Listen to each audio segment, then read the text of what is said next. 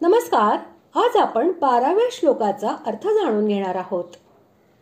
वरील विराट स्वरूप परमदेव परमेश्वराचा कसा प्रकाश होता त्याचे वर्णन आता केले जात आहे. श्लोक 12.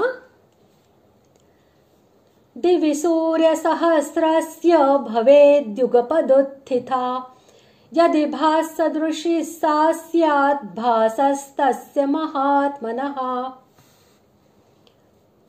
श्लोकाचा अर्थ: आकाशात हजार सूर्य एकदम उगवले असता जो प्रकाश पडेल तोही त्या विश्वरूप परमात्म्याच्या प्रकाशा इतका कदाचितच होईल, म्हणजेच होणार नाही.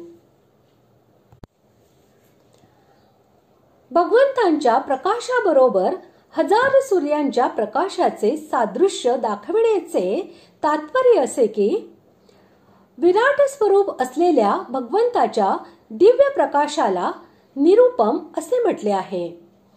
याचे तात्पर्य असे की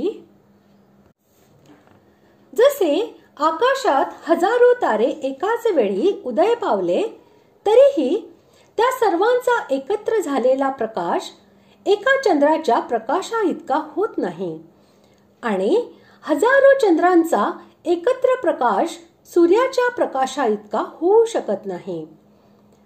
तसेच आकाशात हजारो सूर्य एकाच वेळी उदय पावले तरीही त्या सर्वांचा एकत्र प्रकाश विराट रूप भगवंताच्या प्रकाशा इतका होऊ शकत नाही.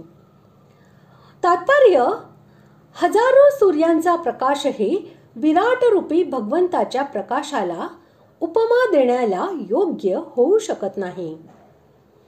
अशा प्रकारे जर हजारो सूर्यांच्या एकत्र प्रकाशाला उपमा बनविण्यास दिव्य दृष्टी धारण करणाऱ्या संजयालाही संकोच होत आहे, तर तो प्रकाश विराट रूपी भगवंताच्या प्रकाशाला उपमा कशी देता येईल?